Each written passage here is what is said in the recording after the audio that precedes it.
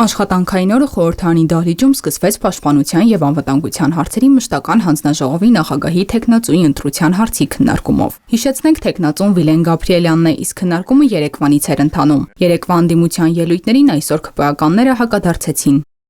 Պարոն Խաչատրյան, երեք երբ զինատեսակներից էիք խոսում, մի հատ կարծում եմ ոչ այնքան հաջող արտահայտություն արեցիք, ասեցիք մեր բանակի զինատեսակների բազմազանությունը հաշվի առնելով կարելի է մտածել, թե խաշը խառնում ենք սուշիի հետ։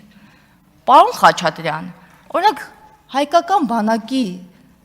մեր զինված ուժերի ռազմական տեխնիկայի մասին ձեր գիտելիքները падգամավորին հարիր չեն, ինչպես հարիր չեն նաև այդ համեմատությունը։ Արտուր Խաչատրյանը նշում էր, որ ծախսերը բանակի վրա աճել են, որովհետև ոչնչացվածն ենք վերականգնվել եւ եկել ենք զորոյական դիրքի։ Պետք է ասեմ, որ մենք հիմա զորոյական դիրքում չենք, նույնիսկ 20 թվականին պատերազմից առաջ մենք դժվար կերազեինք, որ կգա ժամանակը, որ մենք կարող ենք ունենալ այսպիսի որոշակի սպառազինության տեսակներ, ռազմաարդյունաբերության ձեռքբերումներ, ՆԱՏՕ-ի ստանդարտի համապատասխան զինատեսակներ եւ այլն։ Վիլեն Գաբրիելյանը անդրադարձավ ընդդիմադիրների հայտարարություններին, այդ թվում ռազմական բյուջեին վերաբերող քննադատությանը, ներկայացրեց վիճակագրություն, ըստ որի Հայաստանի ռազմական բյուջեն 2017 թվականին եղել է $455 միլիոն եւ տարեցտարի աճել է, հասնելով $1 միլիարդ 480 միլիոն։ Ազգային ժողովն անցավ հաջորդ պաշտոնի համար թեկնածուի ընտրության հարցին, պետական իրավական հարցերի մշտական հանձնաժողովի նախագահի պաշտոնի համար քաղաքացիական պայմանագիրը առաջարկել է Արուսյակ Ջուլհակյանի թեկնածությունը։ Հարցերն այս անգամ հիմնականում իրավական եւ քաղաքական գործընթացների շուրջ էին, այդ թվում նոր սահմանադրության մեխանիզմը կնկարագրեք, ինչպես եք պատկերացնում։ Այստեղ չունեք անհրաժեշտ թվով ձայներ։ Հիմա, երբ որ խոսում եք, եթե ունենայիք բարձա, պիտի բերեիք քվեարկեիք հանրաքվեներ։ Հիմա, երբ որ մտածում եք, քննարկումներ եք իրականացնում ԿՊ-ում, ո՞նց եք պատկերացնում։ Ինչ ընթացակարգով պիտի դա լինի։ Դուք ձեր ելույթում էլ ասացիք, որ Պարլամենտի եւ նաեւ ձեր պրոֆիլային հանձնաժողովի անկյունակարային հարցը լինելու է սահմանադրության հարցը։ Ես ուզում եմ շատ հստակ ասեք, արդյոք այդ նոր տեքստի մեջ, որը հայ ժողովուրդը չի տեսել, անկախության հռչակագրին հղումը հանված է, թե ոչ։ Ժամկետների մասով ինչու են այդ փոփոխությունները տեղի ունենում։ Մարտի 1-ին պետք է հրապարակվեր, հիմա ասում եք մինչև տարվա վերջ, ինչ հանգամանքներով պայմանավորված է այդ փոփոխությունը։ Եթե մենք առաջնորդվենք ձեր տրամաբանությամբ, դուք որևէ օրենսդրական նախագիծ չպետք է հեղինակեք ձեր խմբակցության որևէ պատգամավոր։ Նույնը վերաբերում է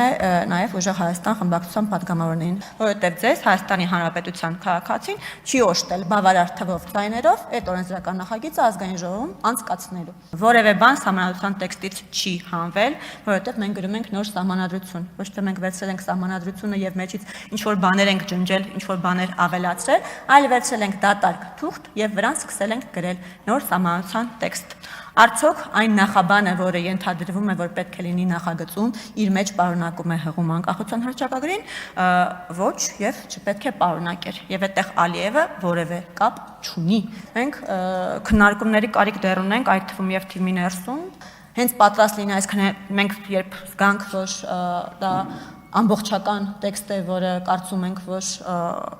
արժանի է հանրությանը հրամցնել։ Բնականաբար այդ ժամանակ արդեն կհրապարակվի, բայց նորից եմ ասում, ժամկետը նշվել տարվա վերջ մինչև հրապարակումը, մենք այդ ժամկետների մեջ կտեղավորվենք։ Ելույթների փուլում ամբիոնին մոտեցավ ուժեղ Հայաստան խմբակցության ղեկավար Նարեկ Կարապետյանը։ Գաբրիելյանի ելույթը նա գնահատեց հավասարակշռված, նշելով, որ թեկնածուն պատրաստ է աշխատել նաև ընդդիմության հետ, բայց նույնը չասաց Արուսյակ Ջուլհակյանի մասին։ Կարապետյանի ելույթը չսահմանափակվեց նախագահների թեկնածուների մասին արձագանքներով։ Նա անդրադարձավ նաև Բարգավաճ Հայաստանի ձայներին իրենց բնորոշմամբ քաղբանտարկյալների վերաբերյալ ԿՊԱ-կանների հայտարարություններին, պատասխանեց նաև Ռուբինյանին, մինչ այդ ազգային ժողովի նախագահը խոսել էր ընտրակաշառքի մասին, հիշեցրել դրա տարբեր դրսևորումները, օրինակ քյաբաբը։ Ժորժ ջան, իսկ կարող եք գաք ստեղ ասեք այդ ինչ զապիսներ է։ Ժորժ ջան, քյաբաբից ստեղ շատ խոսվեց, էլի։ Այդ ինչ քյաբաբ էր, այդ ձեր ներկայացուցիչները ենթադրաբար որ իրար հետ խոսում էին։ Ինչի էին օրինակ տողատակով ասում քյաբաբ, բան, չեմ ասի, կասեմ քյաբաբ։ Քյաբաբի պատմության մեջ աները եւ փեսան իրար հետ խոսել են,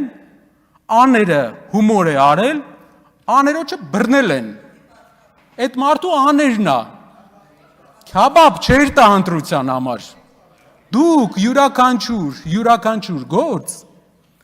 յուրաքանչյուր գործ, կարա կտրեք ու ներկայացնեք այդպես, բայց ոչ մի բան մեր ժողովրդին չի ստիպի, չեք կարողանա համոզեք, որ դուք իրավացիորեն այսքան պետք է ստեղ լինեիք, դուք այսքան պետք է ստեղ չլինեիք, այստեղ պետք է լիներ Բարգավաճ Հայաստան կուսակցությունը։ Նարեկ Կարապետյանին էլ արձագանքեց փոխնախագահ Վահագն Ալեքսանյանը, տեղեկացնելով, որ այդ ձայնագրությունները ինքը շատ լավ հիշում է։ Այդ ձայնագրությունը հետեւյալի մասին է, մեկը զանգում է